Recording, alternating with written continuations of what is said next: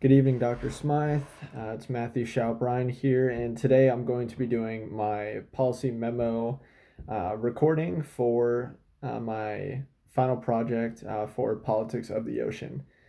So today I'll be addressing the Secretary of the Department of Interior, whose name is David L. Bernhardt, and we will be discussing today the Arctic National Wildlife Refuge, also known as the ANWR, in the Northern Territory of Alaska.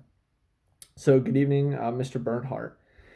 Sir, I speak to you today to talk about the drilling for oil and gas, more specifically the leasing of territory and the sales for these oil and gas contracts in the coastal plains and federally protected lands of Alaska's National Wildlife Refuge.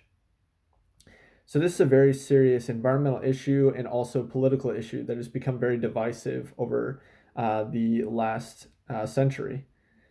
So moving from the 1960s up to the 1980s, Alaska's Arctic National Wildlife Refuge has been an untouched, federally protected territory where animals are allowed to graze peacefully, and no drilling contracts have of such been discussed. However, in the last 20 to 30 years, much movement has taken place in Washington surrounding the legality of whether contracts can be issued regarding these federally protected lands for oil and gas drilling. And so this hot zone, as I've stated, has really taken off for environmental debate. One, because it's an untapped reserve for oil and gas, and now it is being discussed about whether it is acceptable to lease this federally protected land.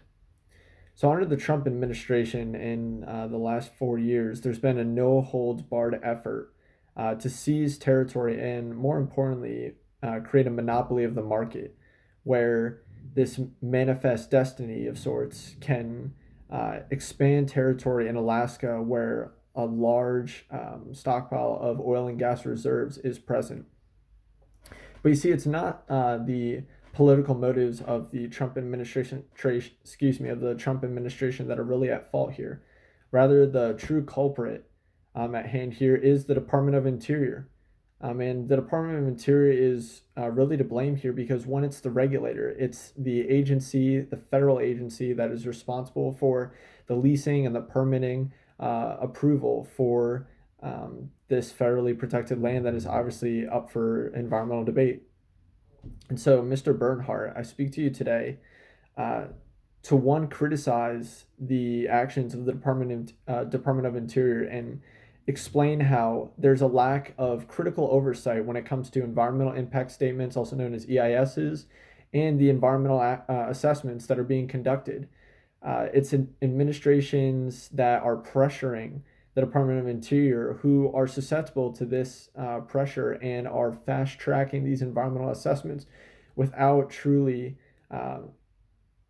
detailing the environmental risks that are present and also the environmental outcomes that are likely to occur should drilling contracts be permitted. And so today, the whole discussion today is more important, one, because I seek to halt the sale of land leases for oil and gas drilling in sensitive protected areas, specifically the ANWR, which is the topic of discussion today.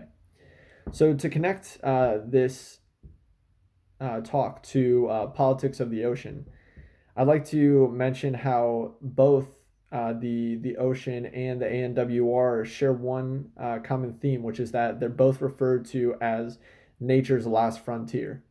So if we look at the ocean, the topic of deep seabed mining, that is another heated environmental debate where stakeholders such as NOAA and commercial companies, offshore drilling companies, one in specific, SMD, which is out of England, is now looking to join up with Maersk Offshore Drilling to become one of the leading industry corporations for deep seabed mining and to seize these resources. However, you have federal agencies such as NOAA that are looking to prevent this action, such as the case with the ANWR. You have stakeholders such as the Arctic Slope Regional Corporation that is looking to seize the economic benefits, in addition to political actors such as the Trump administration and members within. But you also have environmental lobbyists too that are looking to prevent these onshore and offshore drilling contracts from being allowed and accepted.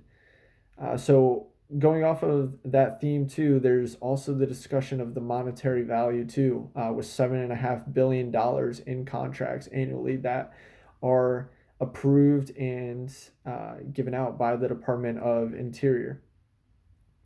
However, the policy change really here, Mr. Mr. Bernhardt, is that the halt of the sale of land leases for oil and gas drilling is truly to preserve this federally protected land. And to preserve this land, it does prevent this idea of a manifest destiny, but a manifest destiny can also be achieved by using other land throughout the Alaskan territory that is approved by the Department of Interior and that is not designated as a sensitive area.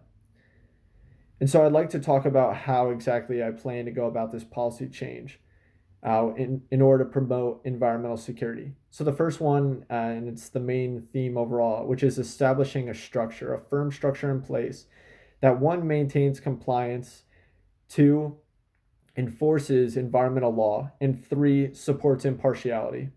So maintaining compliance, it's making sure that actors within industry and political actors as well are being compliant to the environmental law. Secondly, enforcement must come from the Department of Interior. We cannot be pressured from the highest levels as the secretary, and then from there down on the hierarchy cannot feel as though they are being pressured to make quick judgments, rash judgments. So environmental enforcement to specific environmental law is key. And also supporting impartiality. The Department of Interior is an agency that cannot be biased, cannot be swayed to one political side or another. Rather, they must make decisions for the best interests of the environment and for the people.